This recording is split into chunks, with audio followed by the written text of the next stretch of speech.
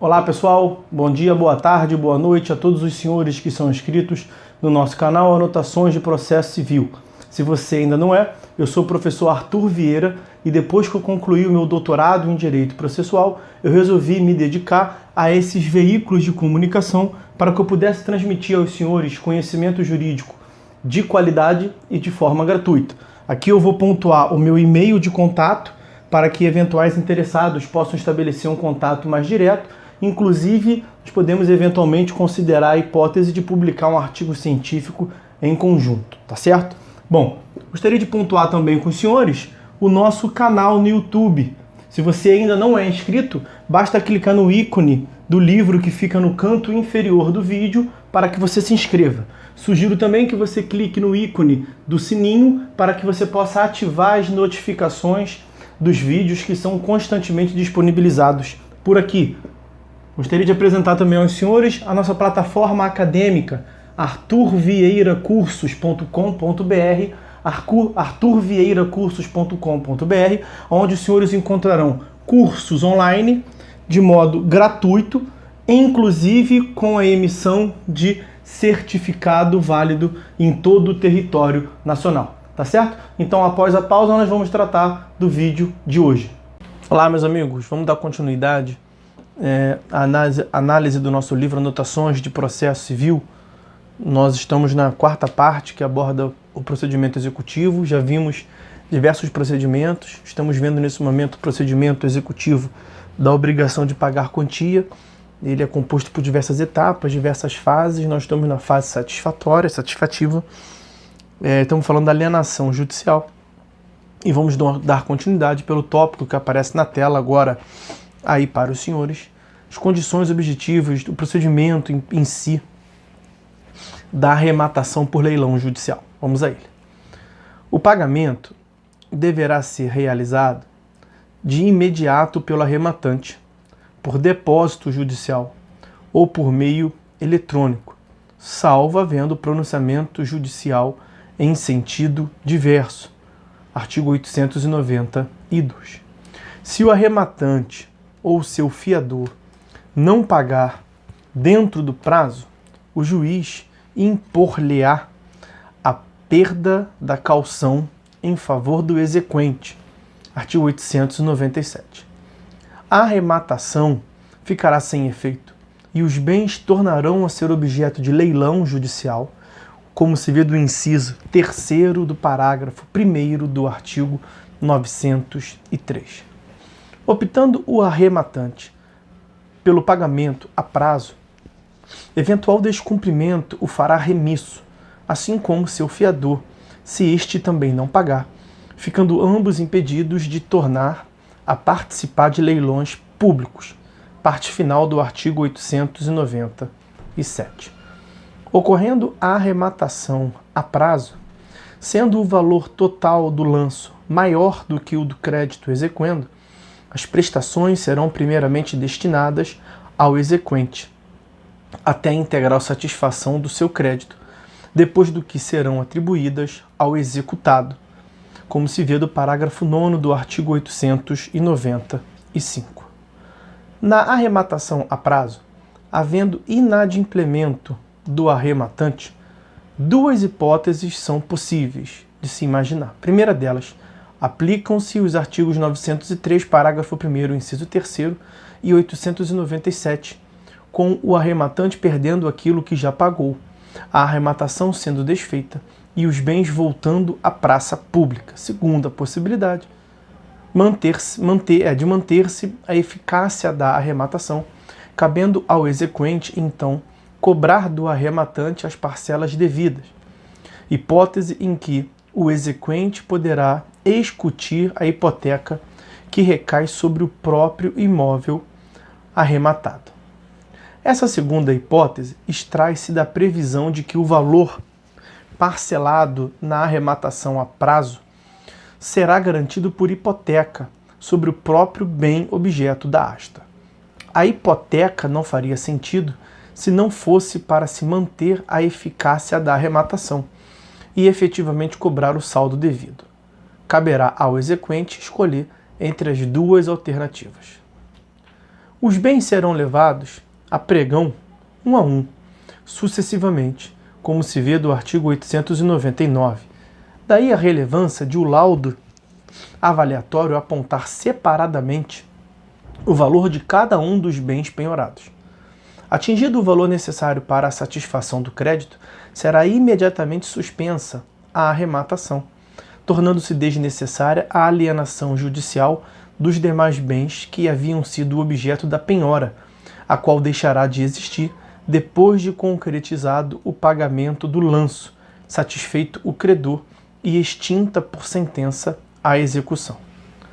Dar-se-á preferência ao licitante que se propuser a arrematar globalmente todos os bens, oferecendo para os que não tiverem licitante preço igual ao da avaliação e para os demais o de maior lanço. Artigo 893. Se o imóvel penhorado permitir a divisão, poderá, a pedido do devedor, ser arrematada apenas parte dele, desde que esta baste para satisfazer o crédito. Artigo 894.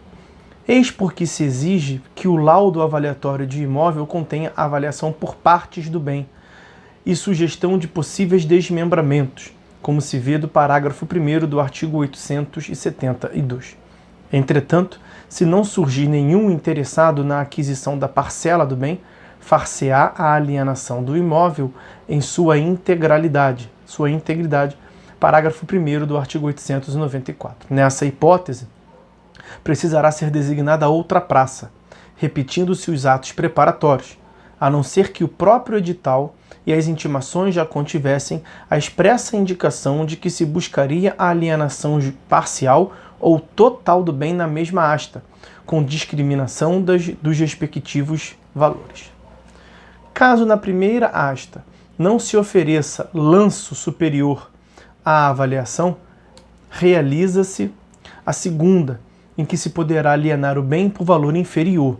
Por isso, o edital e as intimações anunciarão desde logo data, lugar e hora de ambas as astas públicas, como se vê do inciso 4º do artigo 886. Mesmo em se tratando de segunda asta, veda-se que o bem seja alienado por preço vil, artigo 891, ou seja, considera-se preço vil que quando a arrematação aconteça por valor muito inferior ao da avaliação atualizada do bem. Se isso ocorrer, a arrematação deve ser invalidada. Inciso 1º do parágrafo 1º do artigo 903.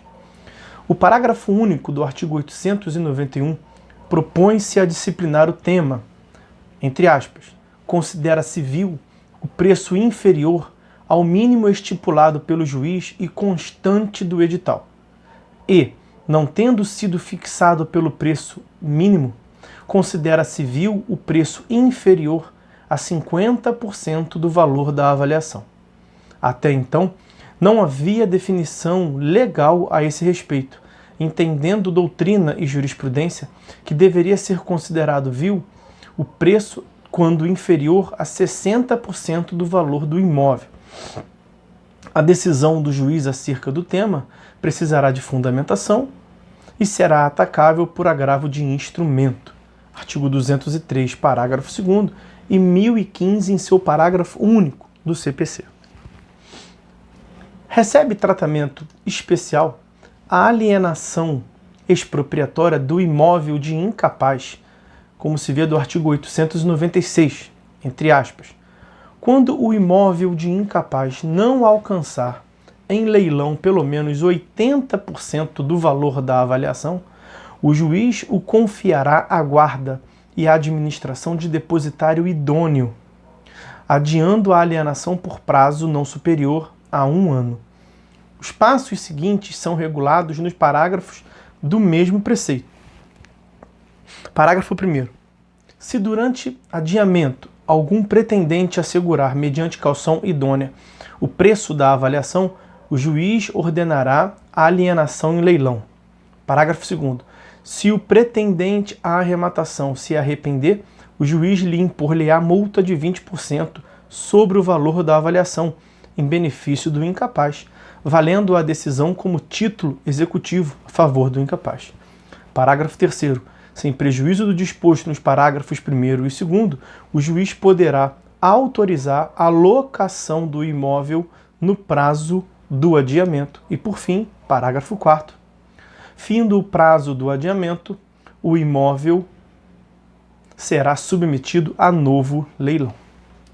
Caso vários credores que tenham penhorado o mesmo bem em diferentes execuções ou tenham sobre ele direito real de garantia, ofereçam lanço do mesmo valor para arrematá-lo, será observada a seguinte ordem de preferência conforme o tipo do crédito de cada um desses credores. Em primeiro lugar, crédito trabalhista, depois o crédito previdenciário, depois o crédito fiscal não previdenciário, depois o crédito com garantia real, depois o crédito com privilégio especial, crédito com privilégio geral e crédito quirografário. Se, em igualdade de condições, os vários credores, a preferência será daquele que tiver a penhora mais antiga, artigo 797. Nós já falamos lá na aula de efeitos da penhora. Quem penhora primeiro recebe primeiro, se for integrante da mesma categoria de credores. Mas, também nessa hipótese, se houver vários bens, será preferido aquele que se propuser a arrematá-los englobadamente. Artigo 893. Se mais de um dos credores com penhora sobre os bens pretender essa arrematação global, observar-se-á a ordem de preferência ora indicada. Vamos fazer um corte no vídeo por aqui, meus amigos. O próximo tópico é um pouco extenso também.